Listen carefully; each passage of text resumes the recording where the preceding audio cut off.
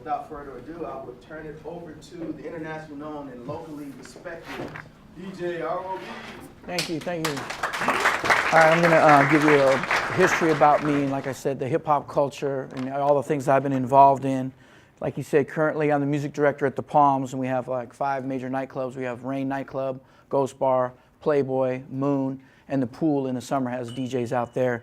And as music director, I'm in charge of overlooking all the DJs, making sure they're playing all the right music, keeping up with the trends. When we don't have DJs, I program playlists for the clubs, so there's music going all the time. And I schedule all the DJs, and I do the invoices for all the DJs. So besides doing all that responsibility, I actually DJ Friday night at Rain Nightclub and Saturday night at Moon Nightclub. And that's been my career for about 26 years, being a DJ. And I think that the whole hip-hop culture, before it was mainstream, it's actually kick-started my career. And I'm just going to give you the background and how I got involved with all that and how it's helped me in my career. I became interested in hip-hop in about 1979, and I was a street dancer and a huge music collector. I bought all the hip-hop records, disco records, whatever I could get my hands on. I began making mixtapes for all my friends and all my classmates, and kind of became popular for that. And then I started DJing my high school dances, DJing other high school dances around town, doing house parties for friends. And the house party thing was real big because everybody was underage. There wasn't a lot of nightclubs. So as soon as they found out about one, they would rush to it and go to it. And that was just great for me. Yeah, I was totally into music. I collected old funk records from early 70s, R&B. And then of course when the hip hop came, it blew me away. And I seen it as a way to like expose it and also just be involved with it, dancing, DJing, whatever. And I kind of made a name for myself early off by doing that, DJing and everything. And then major exposure happened when I joined up with a guy named DJ Frankie. He was fresh from New York. He moved out here. He started a radio show, and it was right here, 91.5 KUNV, and we started a mix show, and it was all hip hop.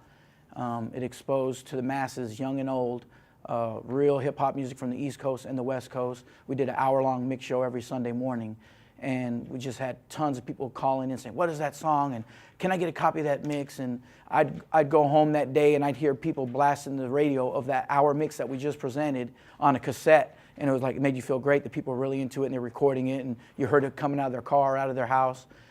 So that was great for me, and because of the radio station, we started throwing events. We started throwing dances. It was unheard of to have a dance in a hotel. We'd rent out the ballrooms in hotels. This was way before nightclubs were in hotels. And, you know, we had blacks, Mexicans, whites, all congregating. And you'd think that there would be violence, but it was all about dancing. It was all about music. So that was the main thing that got us really popular. I would DJ at these parties. I would do like little short rap intros because I just wanted to be in hip hop. I wanted to DJ, I wanted to rap, I wanted to do graffiti, I wanted to just do everything there was that was involved with hip hop. And I did these little cheesy raps, and we'd intro the Magic Mix radio show with those and everything. I love the party and braggadocious rap, which is like the early stuff, the Rapper's Delight, Sugar Hill Gang, and the Curtis Blow. I'll give you a little sample just in case you don't know what that is. This was something your parents probably remember, you probably remember. This is the stuff I started listening to.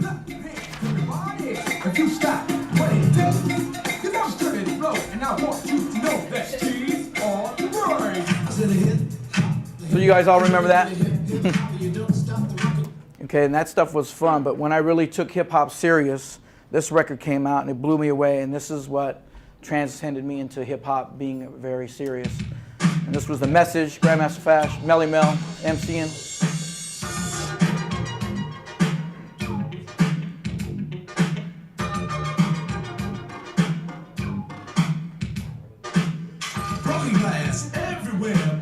You guys remember that? If you download the lyrics, it's serious, and it was the first time that rap really talked about culture and society, and then it just blew me away.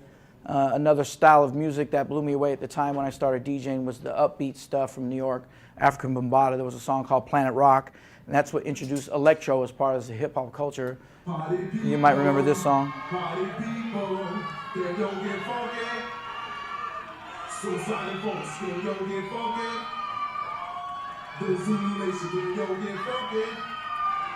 Yeah, just hit me. Just hit me. Kevin remembers this because I used to blast this on my boombox, and we'd walk around the neighborhood, and I would just stop and start roboting and popping, and guys would come out and go, "What's wrong with that guy's back?" And he would start cracking up.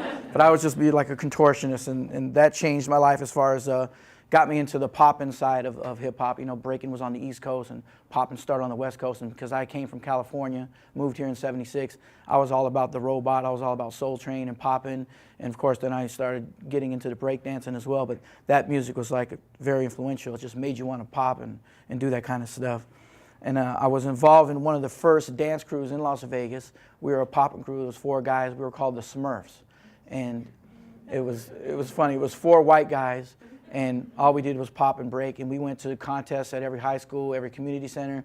We won a whole bunch of them. We got really popular. Then other crews started, and then they'd throw dance events just based off having the crews battle. So everybody would come to dance, and they'd also come to watch that battle take place. So just being involved in one of those first dance crews, that evolutionized, and I actually started another crew called City Break Force, which was more break dancers, I'll show you some footage later of us break dancing. And it became so popular that we actually got booked to do shows. We got paid to do shows. We performed for Wayne Newton. We performed for big conventions. We performed at the Thomas and Mack. Before it was Thomas Mack, the basketball games were at the Las Vegas Convention Center. And we did halftime shows, and breakdancing got real popular. So we made our crew, we were street viable, but we also commercialized it by, you know, getting paid and exposing it to like older people. The breaking crews became real popular, and we did promote dances just to have crews battle, and people checked it out. Like I said, all kinds of demographics there, no fights. We'd probably have 1,200 kids in a small ballroom. We'd probably have 2 security guards, but we never needed them because it was all about the music and dancing. Keep in mind, at this time, there was no breakdance movie. There was no Breakin' or Beach Street. Those came out in like '84. All this was going around in '82 and '83. So we were kind of before the fad or the trend or people jumping on the bandwagon of it. So that made us a little bit more legit, you know, in the early years. I started DJing at a teen club at that time called That's Entertainment. Theodore probably remembers that club. It was the big teen club in town. It was the equivalent to the Roxy in New York or the Radiotron in LA. Those were the places where people would congregate and show off their street dance moves and stuff. So that was great for Las Vegas. A lot of strip shows in town at that time, like Splash and the MGM, people like that were having breakdancers in the shows. It got that popular here in Vegas. Then I started the real first hip hop crew. The other crews that I had were all dancers. I started a crew called the Bomb Squad, and we were graffiti artists, b-boys, MCs, and of course a DJ. So we were a well-rounded crew. We went around town, promoted ourselves by tagging the whole city, doing big burners, you know, big graffiti pieces, and just to get more recognition. We also got in trouble, and at that time, there was a big graffiti problem, and it was in all the newspapers, and it was in the news. I'll show you a couple newspaper articles that I have on a slideshow, just so you can see that it became a problem. We were also allowed to do some legal walls in town. We used to throw dances at a park on a Sunday afternoon. It was called JC Park. It was free to the public. We would do the mix show here at the College Station. Then right after that, we'd bring the systems out to the park, and everybody would come out there and dance and everything. But we wanted like a big mural behind our DJ setup. So that night before, we'd go out there and we'd graffiti a big mural. And one night, me and my friend were doing this big mural on a late Saturday night, and this is when it was getting to be a big crackdown with the law. And we ended up getting chased by the police, helicopters and everything. And I ended up getting arrested. My friend was running for days. He finally got caught. They took us to jail, and they held us for like 6 to 8 hours, and then we were like crazy. We said, you know, that wall is part of our show. We were trying to, you know, legitimize the whole thing, and they didn't understand that. We went to court a couple weeks later, but what I decided to do was, me and my friend, I talked him into it. We went one afternoon. We totally whitewashed that whole wall with the original color that the school was. And we went to the judge and showed him the pictures and said that we took care of our mess, and he let us go. So that was kind of good thinking. I didn't get in trouble for that.